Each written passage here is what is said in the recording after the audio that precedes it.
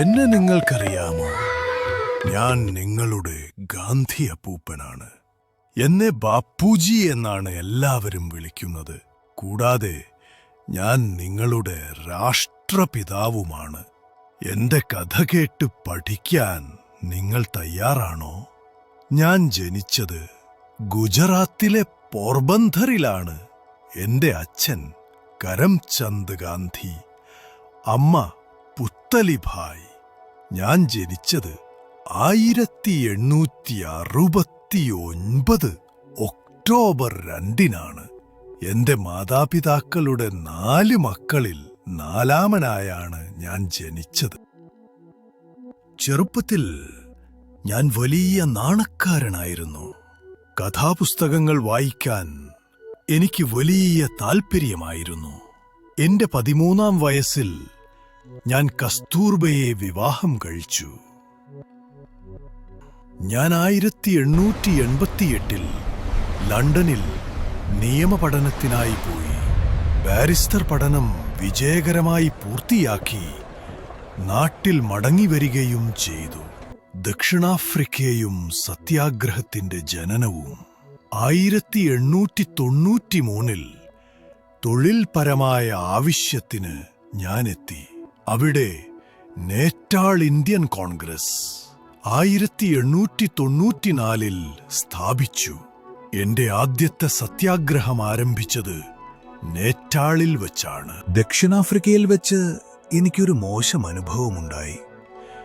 ട്രെയിനിൽ first class ടിക്കറ്റിൽ യാത്ര ചെയ്യുകയായിരുന്ന എന്നെ കറുത്ത നിറക്കാരനായ കാരണം ട്രെയിനിൽ നിന്നും നിർബന്ധിച്ചു ഇറക്കിവിടുക ഉണ്ടായി. ഈ അനുഭവമാകാം അനീതിക്കെതിരെ ശബ്ദമുയർത്താൻ എന്നെ പ്രേരിപ്പിച്ചത്. ഗാന്ധിജിയുടെ ആദ്യ സമരം. അക്കാലത്ത് ബ്രിട്ടീഷുകാരായിരുന്നല്ലോ ഇന്ത്യ ഭരിച്ചിരുന്നത്. 1917-ൽ ഇന്ത്യയിൽ എന്റെ ആദ്യ സമരം ബ്രിട്ടീഷ് ഭരണത്തിനെതിരെ ചമ്പാരനിൽ ആരംഭിച്ചു. അവിടുത്തെ ഭരണാധികാരികൾ കൃഷിക്കാരെ ഇൻഡിഗോ വിള കൃഷി ചെയ്യാൻ നിർബന്ധിക്കുകയും കൃഷിക്കാർക്ക് ഒരു നേട്ടവുമില്ലാത്ത ഇത്തരം കൃഷി അവിടുത്തെ ജനങ്ങളെ കഷ്ടതയിലേക്കാണ് നയിച്ചത്. ഈ സമരം വിജയിച്ചത് കാരണം കൂടുതൽ സമരങ്ങൾ നടത്തുവാനുള്ള ആത്മവിശ്വാസം എനിക്ക് ലഭിച്ചു.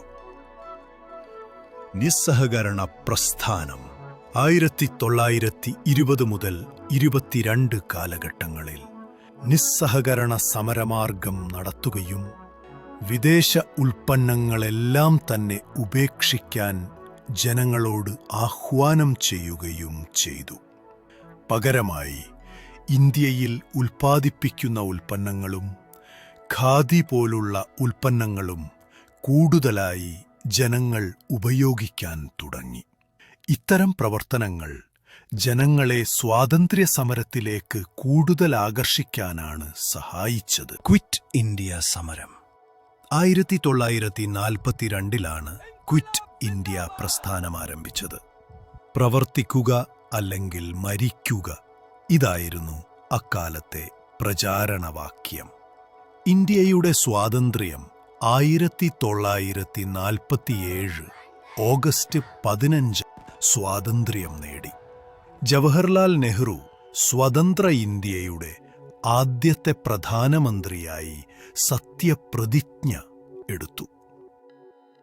ഗാന്ധിജിയുടെ മരണം 1948 ജനുവരി 30-ന് നമ്മുടെ മഹാത്മാഗാന്ധിജി നാഥറാം ഗോഡ്സെയാൽ കൊല്ലപ്പെടുകയുണ്ടായി.